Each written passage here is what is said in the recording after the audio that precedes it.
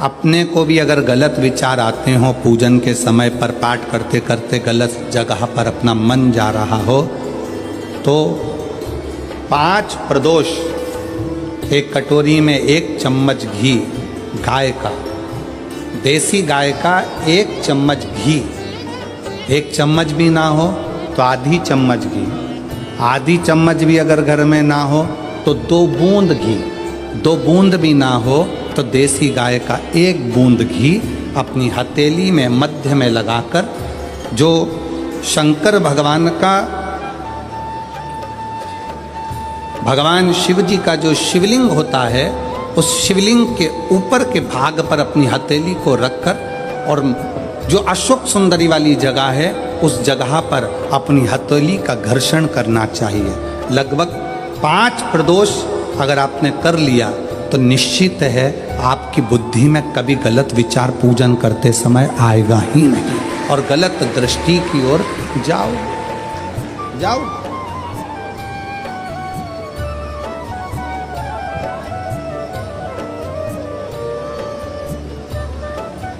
वेद लक्षणा गाय, देसी गौ माता का घृत जीवन को एक आनंदता दे। आनंद प्रयास करना, जब जब जिस महीने में जो प्रदोष पड़ा करे, जब प्रदोष पड़े, बन सके 1 बेलपत्र, बन सके 5 बेलपत्र, शमी पत्र, हरे मूंग,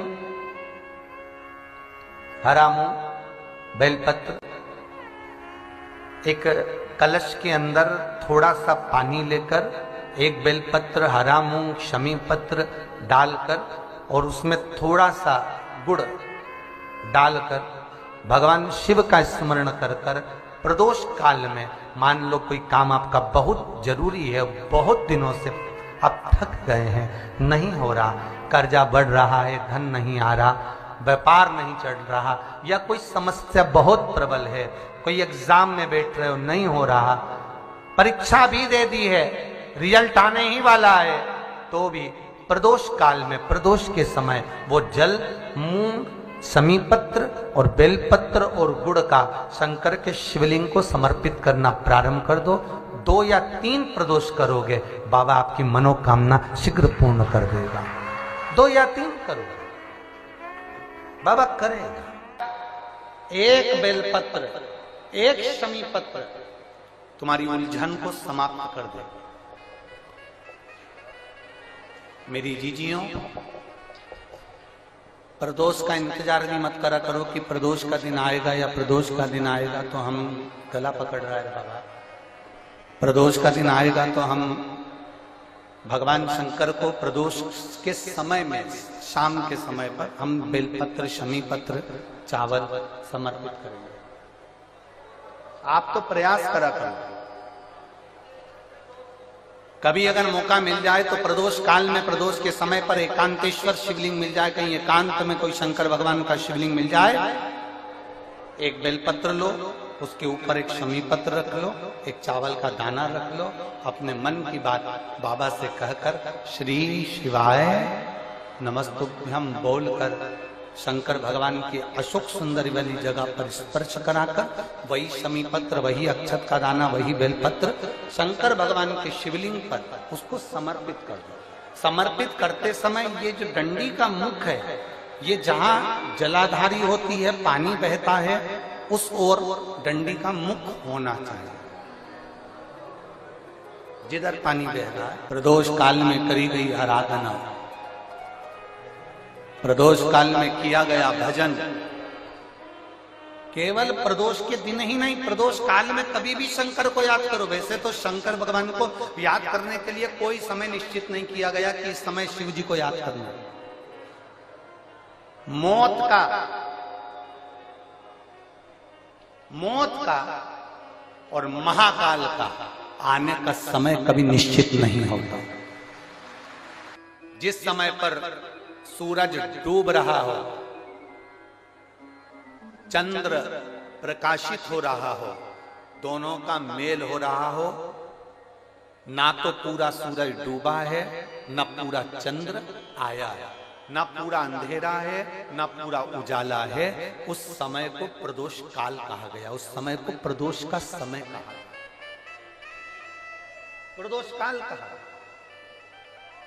अब कई लोग हमसे कहते हैं गुरुजी आप हमको प्रदोष का समय बताया करो कि प्रदोष काल किसको कहते हैं, प्रदोष का समय किसको कहते हैं।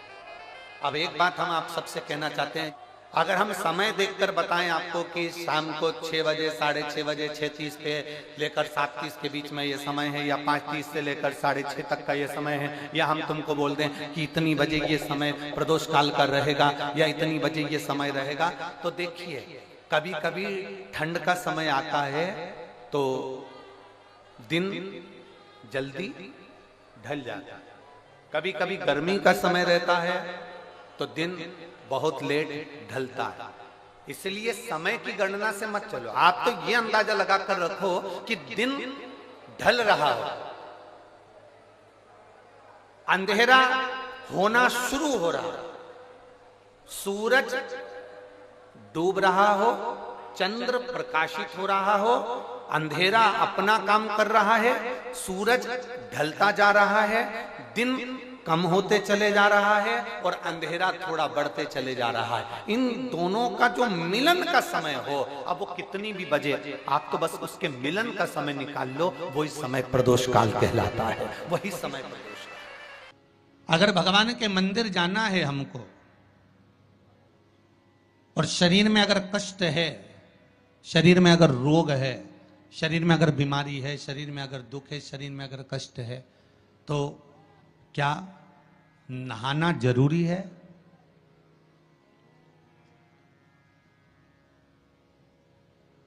शिव महापुराण की कथा कर रही है,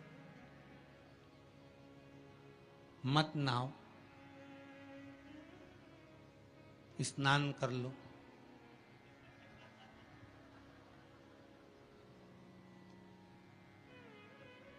मत नहाओ, स्नान कर लो। नहाने में और स्नान में जमीन और आसमान का अंतर है।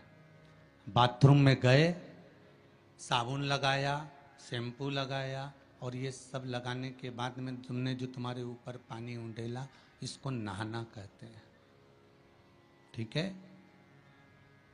जो तुमने साबुन लगाया, शैम्पू लगाया, पानी डाला, उसको नहाना कहते हैं। और मंदिर में गए अर्थात आप बाथरूम में ना जाकर भी सवेरे से उठे और उसकी भक्ति में लीन होकर दिल से उसको याद कर कर और मान लो मुंह धोकर भी भगवान के दरवाजे तक पहुंच गए तो उसको स्नान कहा जाता है।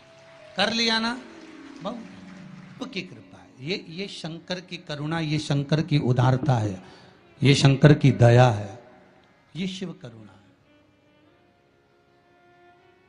अकाल मृत्यु वो मरे जो काम करे चंडाल का काल, उसका क्या बिगाड़े जो भक्त हो महाकाल का। शंकर की आराधना करने वाला, शिव का स्मरण करने वाला, शिव भक्ति में डूबने वाला, शंकर का अनुमोदन करने वाला कभी भी भटकता नहीं है। शिव उसको मार्ग तक पहुंचा ही देता है, पहुंचाएगा। प्रदोष व्रत का नियम जो आप ले रहे हैं, प्रदोष व्रत को जो आप श्रवण कर रहे हैं, उसको जरा ध्यान से सुनिएगा। सबसे पहले स्नान ब्रह्म मुहूर्त का, सुबह का, उसके बाद में फिर आसन पर बैठकर भगवान की भक्ति को धारण करना, शंकर का अनुमोदन करना, शिव भक्ति में डूबे रहना, शंकर का स्मरण करना, शंकर के नाम का स्मरण करते रहना। ये प्रदोष का मूल तत्व। महाराज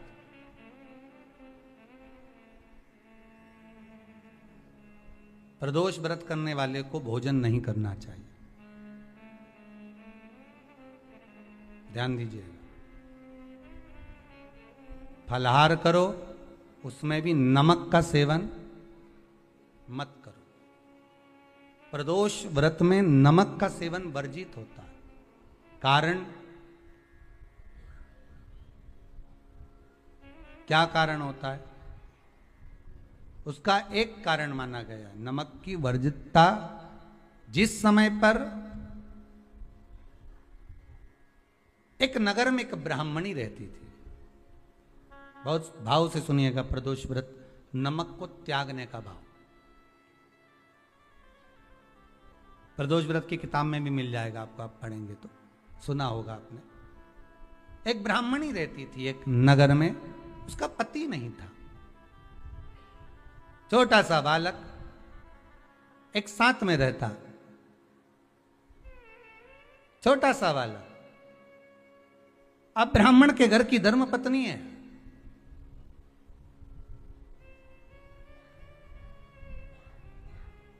ब्राह्मण कर्मकांड करने वाला, पूजन करने वाला, पाठ करने वाला, अनुष्ठान करने वाला, पूजन करने वाला, मंत्र जाप करने वाला, भगवत भक्ति में डूबने वाला।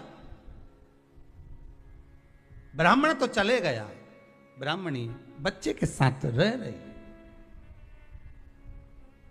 क्या करे वो, अकेली निवास कर रही,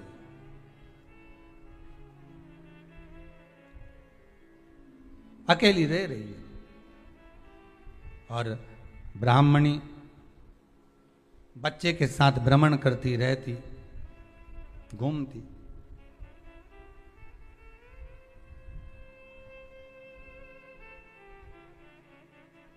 कहीं कहीं दर दर जाकर कुछ भिक्षा को मांग कर लेकर आ जाती, और भिक्षा लाने के बाद में उस भिक्षा को जब लेकर आती तो अपने बच्चे को भी खिलाती और स्वयं भी उसका पान करती।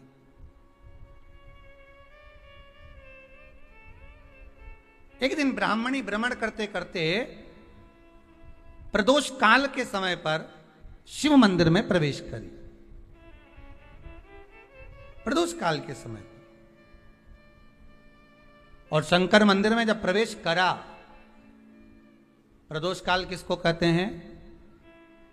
सूर्य अस्त हो रहा हो, रात्रि प्रवेश कर रही हो, दोनों का जब मिलन हो रहा हो वो प्रदोष काल कहलाता। दोनों का जब मिलन हो रहा,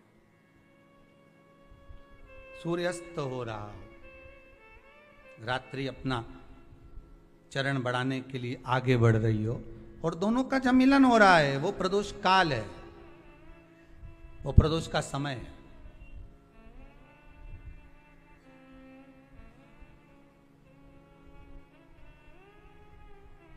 ब्राह्मणी मंदिर में प्रवेश कर रही। जब ब्राह्मणी मंदिर में प्रवेश करी, मंदिर के अंदर पहुंची, प्रदोष काल का समय था, प्रदोष का समय चल रहा था, और प्रदोष काल के उस समय में, प्रदोष काल के उस समय में जब ब्राह्मणी ने देखा कि कोई भगवान की भक्ति में लगा हुआ है, भगवान के रस तत्व में डूबा हुआ है। आज ब्राह्मणी के पास में कुछ पदार्थ नहीं है, अपने बच्चे का पेट भरने के लिए कोई सामग्री नहीं है, और कुछ आस लेके वो प्रवेश करी है, कुछ आस लेकर वो अंदर प्रवेश कर जाती है।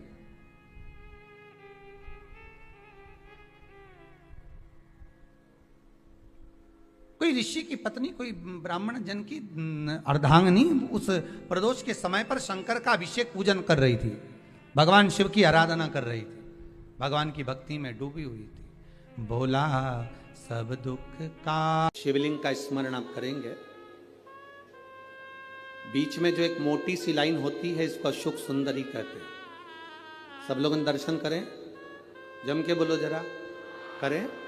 अशोक सुंदरी की जगह जहां पूरी हो जाती है, उसके बीच में शिवलिंग, और उसके बीच में थोड़ी सी जगह खाली आती है। करें दर्शन, समझना जरा बहुत अच्छे से। जैसे ये अशोक सुंदरी की जगह है, हम निवेदन करेंगे आस्था चैनल वालों से भी और एलईडी वाले भी, जिन जिनको एलईडी पर आप दर्शन करा रहे हैं वो पूरी तरह से कराएं। गणेश जी का स्थान, षडानंद कार्तिकेय का स्थान, अशोक सुंदरी का स्थान बीच में। अशोक सुंदरी का जो स्थान पूरा हो जाता है, वहां से लेकर शिवलिंग के बीच में खाली जगह आती है। करें दर्शन आप लोगों ने, खाली जगह आती है। उस खाली स्थान की जो महत्वता है, ये जो अशोक सुंदरी से लेकर बीच में जो जगह है, ये भगवान शंकर की जो धर्म पत्नी है माता पार्वती, उनकी जो योगनियां हैं 64 योगनी, उनकी जो शक्ति पीठें हैं, उनकी जो सिद्धता है, उनकी जो सिद्धियां हैं, ये अशोक सुंदरी से शंकर के शिवलिंग के बीच में जो खाली जगह होती है, इस स्थान पर 64 योगनियां, देवियां, अष्ट सिद्धियां, नवनिधियां सब इस स्थान पर रहती है। इसलिए हमारे यहाँ शिव महापुराण की कथा कहती है, पूर्ण पूजन के बाद अगर कोई नारी, कोई पुरुष, कोई बच्चा, कोई बुजुर्ग अपने मन की बात का स्मरण इस जगह पर हाथ को रखकर, जैसे किसी के हृदय पर हाथ रखते हैं तो दिल धड़कता हुआ स्मरण होता है, उसी तरह यहाँ स्पर्श करेंगे और स्पर्श कर कर जब अपने मन की बात कहते हैं तो देव अधिदेव महादेव नंदी के साथ आकर प्रदोष के दिन कार्य की सिद्धता पूर्ण करते हैं। उस स्थान की मूलता होती है, वो स्थान समझ में आएगी ना जगह? अरे बोलो तो जम के। नहीं समझ में आई हो तो एक बार फिर वापिस समझ लीजिए, फिर समझो वापिस। स्थान देखिएगा, अपने को भगवान की कृपा से यहाँ नागपुर में शंकर जी का शिवलिंग कोई ने कागज का बनाकर यहाँ जो भेजा, ये काम बाबा की कृपा से आप लोगों के स्मरण के लिए आया। देखिए जरा, गणेश जी का स्थान, कार्तिकेय जी का स्थान, बीच में ये आ गई अशोक सुंदरी की मोटी सी लाइन। अशोक सुंदरी की लाइन जहां खत्म होती है, वहां से जो शिवलिंग रखा है, इसके बीच की जो जगह है, ये जो बीच में अशोक सुंदरी के स्थान से लेकर शिवलिंग के स्थान के बीच में जो खाली जगह है, ये 64 योगनियां, अष्ट सिद्धियां, नवनिधियां, सब कुछ मेरे देव अधिदेव महादेव ने माता पार्वती को अपने चित्तवृत्ति के साथ यहां अनुमति प्रदान कर रखी है। वहां का स्पर्श, वहां का मात्र स्पर्श और हमारे दिल की बात। नया काम का चालू कर रहे हो आप, कोई व्यापार के लिए जा रहे हो, नौकरी नहीं लग रही हो, सर्विस नहीं लग रही हो, आपकी एग्जाम दे ली, बहुत परीक्षा के लिए आपने तैयारी कर ली है, बहुत प्रयास कर लिया, बहुत प्रयास, अथक प्रयास आपने कर लिया। भगवान प्रदोष का अगर दिन हो और प्रदोष काल का समय हो और एग्जाम प्रदोष के बाद हो, या आपको तारीख मालूम पड़ जाए, उसके पहले अगर 15 दिन 20 दिन पहले भी प्रदोष पड़ रही हो, तो बेलपत्री समभागी बना। समभागी मतलब ये जो चिकना वाला पत्ता होता है ना बेलपत्री का, सीधा वाला भाग, और इस पत्ती का भी सीधा वाला भाग, ये दोनों जो बेलपत्री के चिकने भाग होते हैं महाराज, ये बेलपत्री का जो चिकना भाग है और ये चिकना भाग है, इन दोनों में लाल चंदन लगाकर बेलपत्री के भाग को जोड़ना महाराज।